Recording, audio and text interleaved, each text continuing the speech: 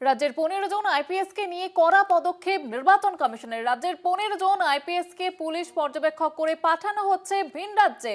বিধাননগরের CP Muralidhar শর্মাকেও পাঠানো হচ্ছে তামিলনাড়ুতে এবং তামিলনাড়ুতে পাঠানো হচ্ছে ধৃতিমান সরকারকেও। 15 জন আইপিএস কে পুলিশ পর্যবেক্ষক করে পাঠানো হচ্ছে ভিন রাজ্যে, এমনটাই জানা যাচ্ছে।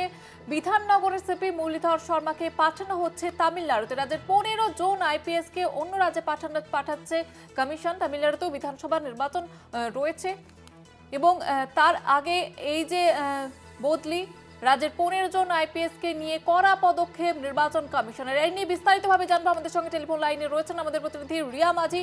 রিয়া, বিস্তারিতভাবে জানতে চাইবো। দেখো, বড় পদক্ষেপ কমিশনারের শুধু পদ থেকে নয়, এবার রাজ্য থেকেও সরিয়ে দেওয়া হচ্ছে ইলেকশন কমিশনের তরফ থেকে। পুলিশ অবজারভার করে ভিন রাজ্যে পাঠানো হচ্ছে বলে এমনটাই জানা যাচ্ছে।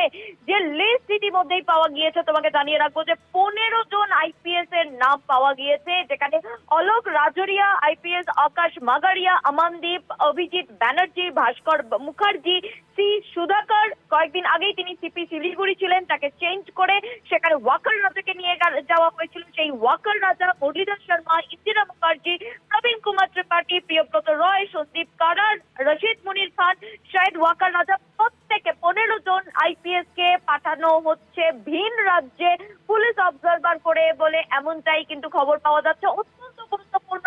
কয়েকদিন আগেই আমরা দেখেছিলাম যে মুখ্যমন্ত্রী মমতা বন্দ্যোপাধ্যায় তিনি যখন দলনেত্রী হিসেবে তিনি যখন ক্যান্ডিডেট লিস্ট যখন ডিক্লেয়ার করার জন্য তিনি প্রেস কনফারেন্স করছিলেন, সেই সময় তার মুখে দুজন নাম শোনা গিয়েছিল, বিনীত গোয়েল।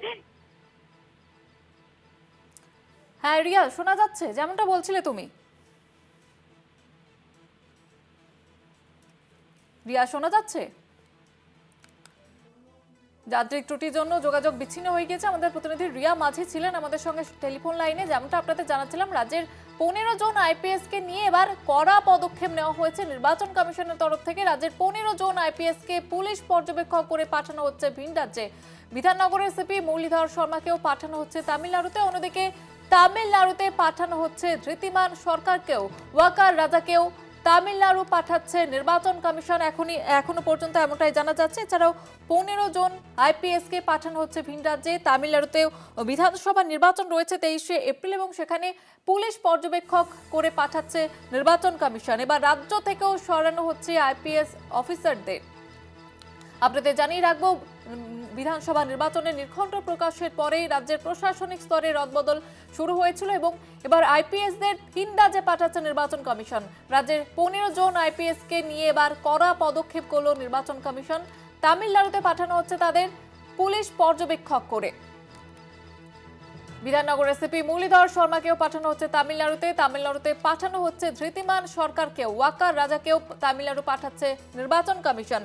রাজ্যে বিধানসভা নির্বাচনের নির্ঘণ্ট প্রকাশের পরেই রাজ্যের প্রশাসনিক স্তরে রদবদল শুরু হয় এবং মুখ্য সচিব, স্বরাষ্ট্র সচিব, রাজ্যের ডিজি এবং কলকাতার সিপিকেও সরিয়ে দেয় কমিশন এবং এবার আইপিএসদেরও ভিন রাজ্যে সরিয়ে দেওয়া হচ্ছে। বিধাননগরের সিপি মুরলীধর শর্মাকে তামিলনাড়ুতে পাঠানো হচ্ছে। এছাড়া পাঠানো হচ্ছে 15 জনকে পুলিশ পর্যবেক্ষক করে পাঠাচ্ছে নির্বাচন কমিশন। তামিলনাড়ুতে 23শে এপ্রিল নির্বাচন রয়েছে, বিধানসভা নির্বাচন, এবং সেখানে এবার পুলিশ পর্যবেক্ষক করে পাঠাচ্ছে নির্বাচন কমিশন।